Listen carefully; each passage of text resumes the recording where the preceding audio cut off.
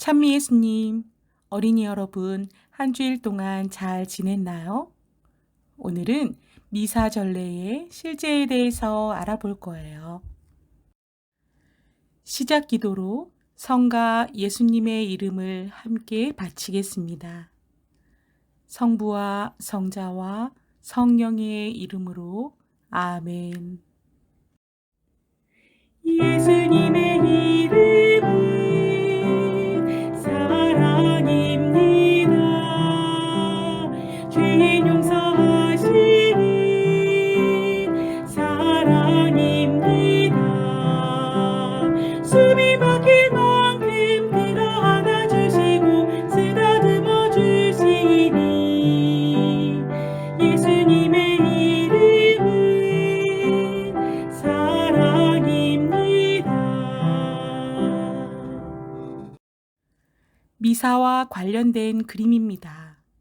각 그림을 보고 생각해 봅시다. 미사 시간 1시간 전에는 왜 못 먹게 할까? 미사 시간에 종은 왜 칠까? 미사 시간에 왜 앉았다 일어났다 할까? 미사 시간에 봉헌을 왜 할까? 공복제, 성체에 대한 존경과 영성체를 준비하는 마음에서 영성체를 하기 전 1시간 동안 음식물을 먹지 않는 것입니다.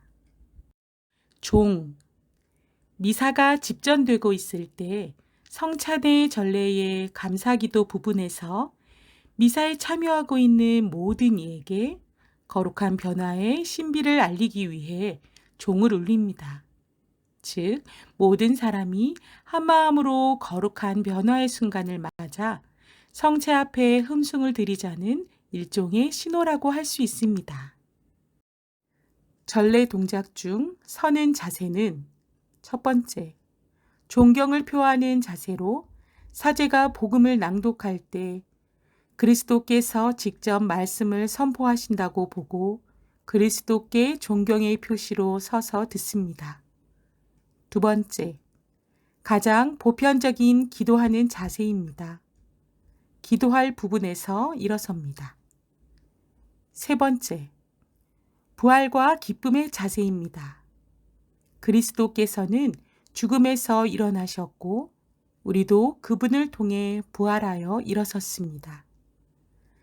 전례 동작 중 앉는 자세는 바른 몸가짐을 나타낼 뿐만 아니라 기대와 주의력으로 가득 차 있음을 나타내는 정성 담긴 자세입니다.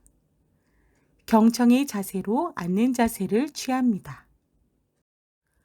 봉헌금, 헌금의 의미는 하느님께 감사의 표시이며 헌금자의 자기 희생의 상징으로서 하느님께 대한 봉헌입니다.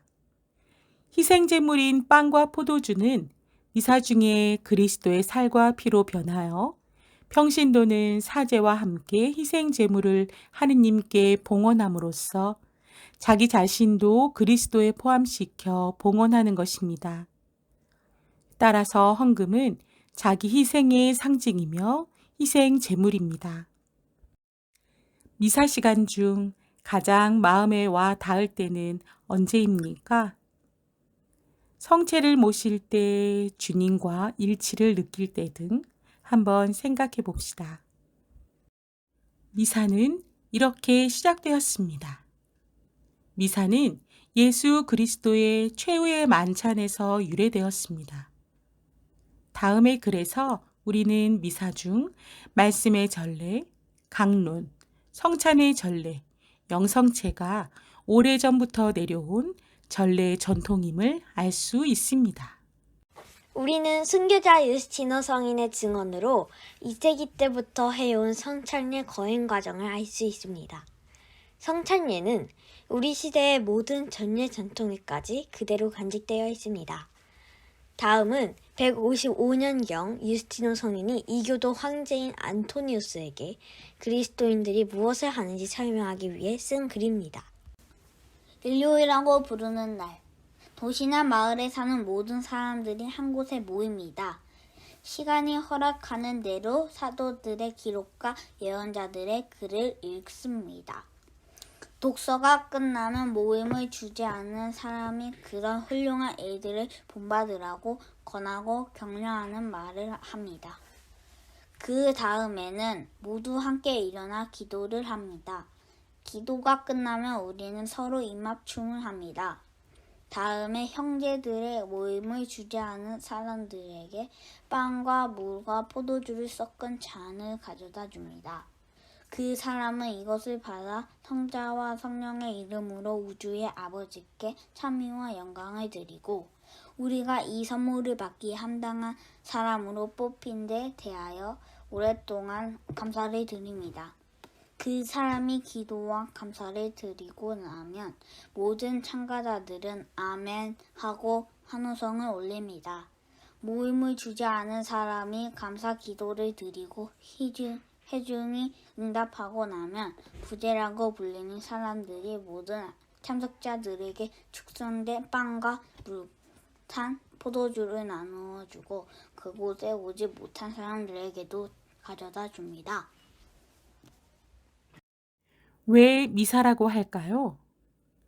파견하다라는 뜻으로 우리는 미사 때 받은 은총의 힘으로 주님이신 그리스도를 말과 행동으로써 선포하도록 각자 삶의 현장에 파견되는 것입니다.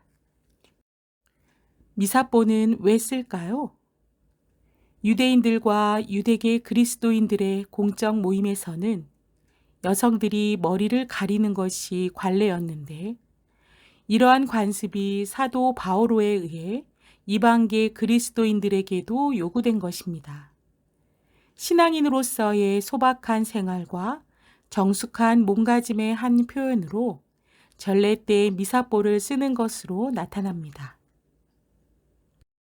초의 개수는 왜 미사마다 다를까요? 초의 개수는 미사의 성격마다 다릅니다. 평일 미사는 양쪽에 한 개씩 2개를 두고 주일 미사는 양쪽에 2개씩 4개를 둡니다. 대축일 미사 때는 양쪽에 3개씩 6개를 두고 주교님이 집전하시는 미사는 7개를 둡니다. 왜 평일 미사 때는 1독서만 읽고 주일 미사 때는 2독서까지 읽을까요? 미사의 독서에는 독서 선택의 원칙이 있습니다. 주일과 대축일에는 3독서의 원칙이 있습니다. 구약 성경인 제1독서, 복음을 제외한 신약 성경인 제2독서, 복음까지 독서가 3개라는 것입니다. 구약에서 예고한 구원이 신약에서 실현되고 그리스도께 이르러 그 절정을 이룸을 체계적으로 밝혀줍니다. 평일 미사에는 2독서의 원칙이 있습니다. 구약과 복음을 제외한 신약 성경인 제1독서와 복음으로 되어 있습니다. 알렐루야, 호산나, 아멘의 뜻은 무엇일까요? 알렐루야는 야훼 하느님을 찬미하라는 뜻입니다. 호산나는 구원하소서를 뜻하는 히브리어에서 유래한 말이며 기쁨과 승리를 표현하는 환호성입니다. 아멘은 히브리어로 진실로, 그렇습니다, 그럴 것입니다 라는 뜻이며 정말 꼭 그렇게 되기를 바랍니다 라는 뜻입니다. 통회의 기도를 할 때 왜 가슴을 칠까요? 내가 죄를 짓게 된 원인을 어느 누구의 탓으로 돌려 원망하지 않을 뿐만 아니라 죄를 지은 나 자신을 미워하며 스스로 내 가슴을 치면서 뉘우칩니다. 복음 전 작은 성호경은 왜 그을까요? 이 예식으로 우리는 우리의 정신과 입술과 마음에 복음의 말씀이 늘 머물기를 청하며 우리의 생각과 말과 행위를 주님께 봉헌합니다. 복사 전례 예식을 적어봅시다. 복사란 복종하여 섬김을 뜻하며 미사나 다른 전례 중에 주례자를 도와 예식을 원활하게 거행할 수 있도록 제대에서 보조하는 사람을 가리킵니다. 물동이 이야기 영상을 감상하겠습니다.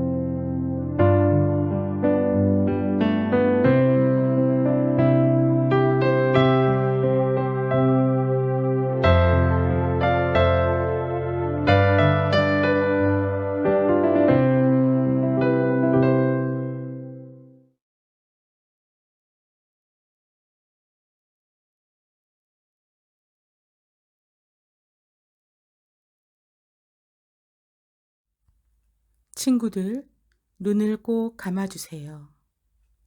물동이 이야기에서처럼 물이 새는 아무 쓸모없는 나 자신을 보게 될 때가 있습니다. 아무리 열심히 노력해도 잘 안 될 때도 있고, 부모님께나 선생님께 내가 잘못하지 않았는데 나만 혼나서 억울할 때도 있습니다.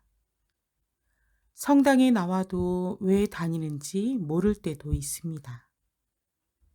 그러면 우리는 자신감을 잃게 되고 슬퍼집니다.